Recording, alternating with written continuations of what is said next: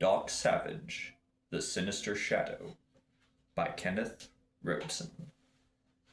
Chapter 1 Tower of Treachery.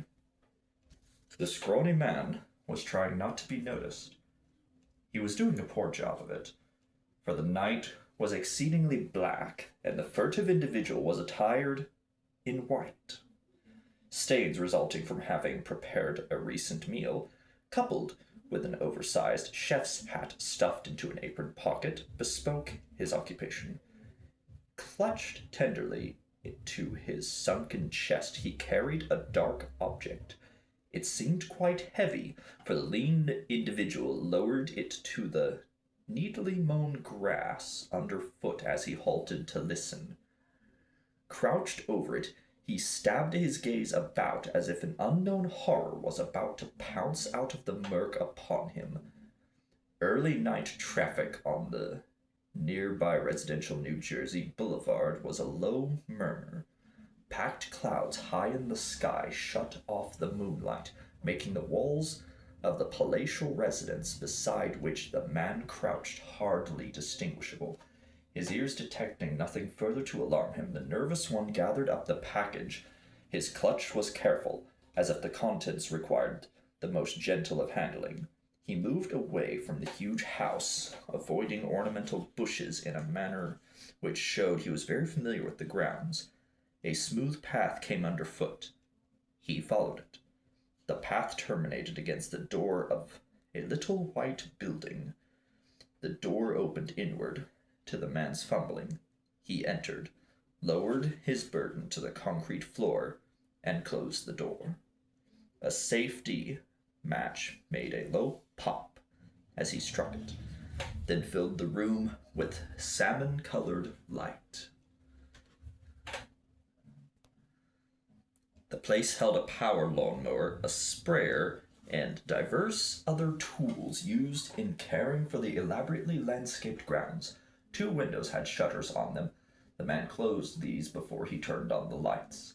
Weak light bulbs on drop cords disclosed the object in the man's hands, which he had carried in a loosely folded newspaper. A mist of perspiration on his pale forehead glistened in the glaring light, giving the trousers of his cook's whites a hitch. He knelt beside the package, unwrapping it. The object was a gleaming casket, perhaps no longer than a dozen inches and a third so wide. It had been carved of some ebony wood, making it appear that as if it was a coffin in miniature. Gilt handles adorned the sides of this macabre replica casket. These were constructed in the manner of latches, for the man carefully lifted these miniature fittings in a certain sequence, actuating an unlocking mechanism. Lifting the lid, the man in white revealed an intricate mechanism. Prominent within was a spool of tightly wound steel wire. There was a tiny lever within the miniature casket, and setting the object on the concrete floor, the man in white knelt and flipped the switch. Mechanism began toiling. From a concealed loudspeaker, a strange voice started to speak. "Listen well, my pallbearer. This is your funeral director. Fail to obey my instructions to the letter in an exceedingly timely fashion, and you will soon repose in a fine coffin very much like this one, but on a scale sufficient to encase your mortal remains."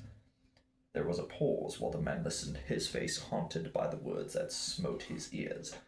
"This casket was left for you at exactly 7:30 p.m. You will have found it by the open window of your servant's room in time to receive this message before the appointed hour. At exactly 8:15 you will go to the tower room of the Cranston mansion where you work. Pick the lock and warm up the shortwave radio set housed there. You will tune into the agreed-upon radio frequency, where you will receive further instructions. Do not fail, pallbearer. That is all." At that juncture, the wires stopped moving through the magnetic reproducer, and the device fell silent. Restoring the lever, the man closed the tiny casket, resetting the tiny fittings in the reverse sequence with which he had opened them, wrapping up the unpleasant reminder of his employer in newspaper. The furtive one stowed the device in a shadowy corner of the tool house, where it would not be discovered. Leaving the shed, he locked it. A slippery slipped furtively back to the mansion by the servants' entrance. A thin sheen of nervous perspiration made his hollow face shiny. He noticed this in a hall mirror and hastily lifted his stained apron, employing it to massage his features dry. The task concluded, the man began moving through the mansion, making his way from the serving area to the second floor, creeping up the magnificent winding staircase and working toward the attic area. At the end of the glooming hallway, a skylight showed a locked door. A brass padlock gleamed in the thin moonlight. Slipping up to this, the cook, for that is what he was, removed a tiny pick from a trouser pocket and began fiddling with the padlock. This operation took some time, during which fresh perspiration bathed the man's nervous features. Again the apron came into play, wiping his face clean. Came a click. The padlock surrendered. The man eased in, pressed the door closed behind him. Pick and padlock nestled together in a pocket. Taking a wooden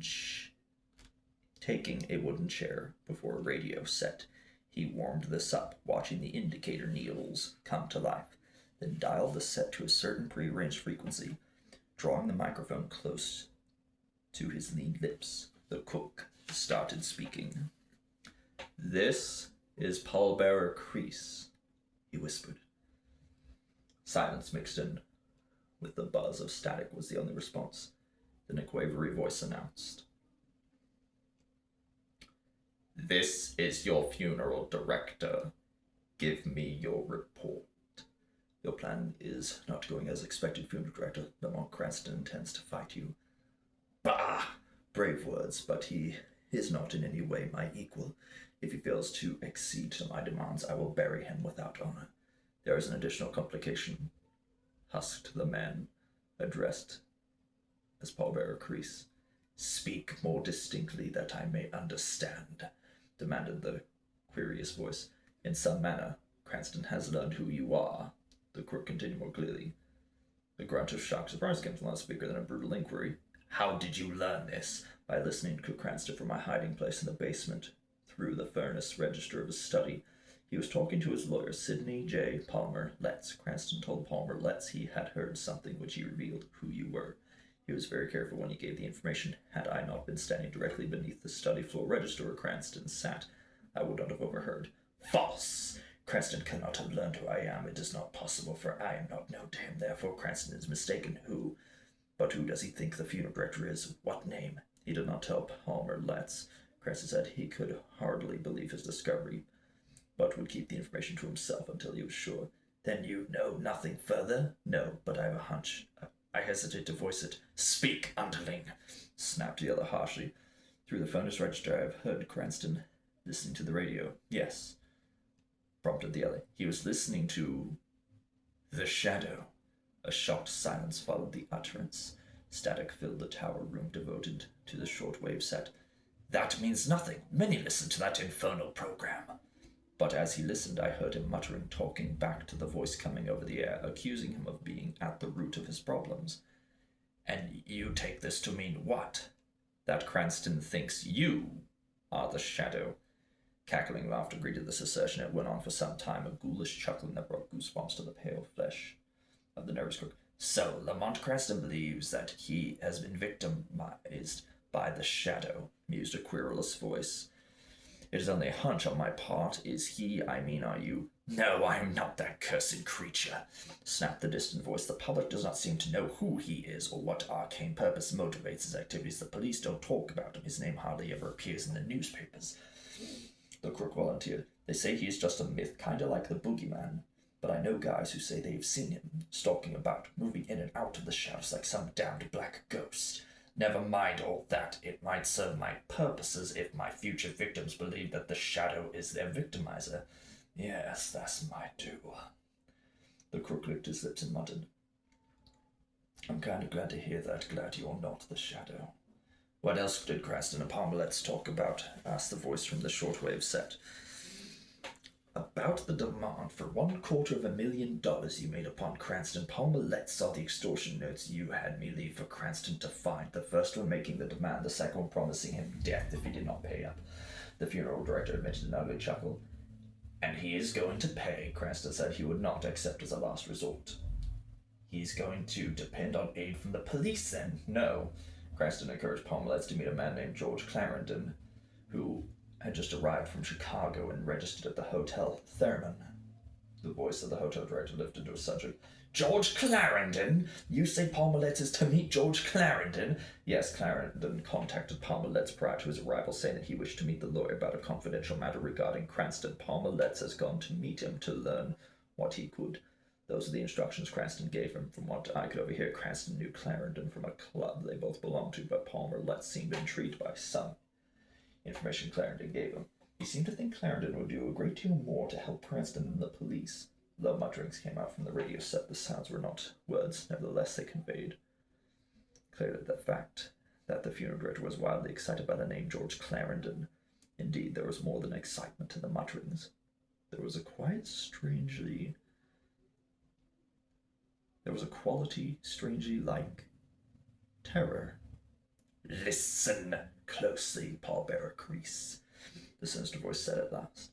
The police have already proven helpless against us. We have murdered men who would not meet our demands, and in every case the police have deemed it the result of natural causes brought on by worry over the present terrible business conditions. So we have nothing to fear from them, but there is one power we do have reason to fear.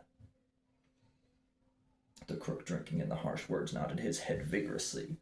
You know that my organization has been brought to perfection and nicely groomed for this great undertaking, his voice continued. I have understood that at some time we would have to meet and defeat this power. I even bring news of those inexplicable deaths in the paper would bring on the battle with this entity. So I am ready. Yes, I am ready for George Clarendon. One man? What can one man do against us? You laugh because you do not know what George Clarendon is. The funeral director seemed angered.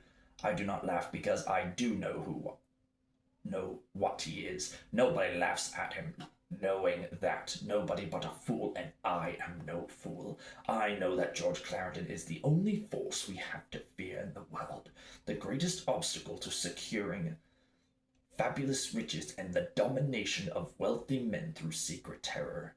The crook muttered an apology. Silence! Listen well. Rapid, the orders came out of the shortwave loudspeaker at the words. The treacherous cook's face became even more pallid than it had been. His scrawny arms and legs trembled until he was hardly control them. The flow of instructions ended with a thin demand, inquired if he understood, and then Crease said he did. His teeth chattered until the words were hardly intelligible. You are very nervous about this. Take care that you do not fail, the voice quavered at him. The funeral director has a way of dealing with those who bungle his work. A word to the police will send you to the gallows for the murder of one of those men who supposedly perished of heart trouble. I won't fail. This is voice. Take care you do not. Others will attend to Pomeletz and this George Clarendon, but no one must fail. It is a battle for our existence we face. That is all. With trembling fingers, the cook turned off the shortwave set, in his mental anguish failing to restore the tuner to its former frequency. Creeping back to the door, he slipped out, after first peering through a crack in the open door. Silently as possible, he replaced the padlock, clicking it shut, muffling the sound with his much-stained cook's apron. With as much stealth as he could muster, the skulking cook slipped down the winding staircase until he reached the first floor. Turning a corner, he almost collided with another servant. What are you doing out of your assigned area? Demanded Richards the valet. Nothing. Richards studied him with steady eyes. You are new here, Crease. Mr. Cranston has many rules, and they must be strictly adhered to the letter. Do you understand? I do. Of course I do. You have not been here but 3 weeks, Crease. If you hope to continue Mr. Cranston's employ beyond the trial period of a month, you will remain in the kitchen area, except when you are in your own private quarters. Yes, of course. Richards continued in a less severe tone. Mr. Cranston has gone out and is not expected back until late. It does not appear that your services will be required this evening. Perhaps you might take the rest of the evening off. Yes, sir, I was planning to request that exact favor. It is no favor, Crease, merely a convenience for all of us. I would have Stanley run you into town, but he is conveying Mr. Cranston to an important appointment. I understand, Richards. Thank you very much. Good night. Greatly relieved, the cook made for the servants' entrance and slipped out into the night, intent upon his secret mission at the behest of the unseen master, the funeral director. He walked several blocks in a northerly direction, found a certain street corner, and paused by a cast iron streetlight standing to light a cigarette. As he smoked, a black car slithered up, drew close to the curbing, a most peculiar vehicle, especially to be abroad at this late hour, for it was a flower car of the type seen at the long funeral processions for men of means. Instead of a rear seat, there was an open container bed where a profusion of white carnations had been arrayed. The door popped open and a rough voice demanded, "Are you Crease?" "Yes, Lee Crease." "Then get in." With furtive haste, the treacherous cook, calling himself Lee Crease, stepped into the weird car and clapped the door shut.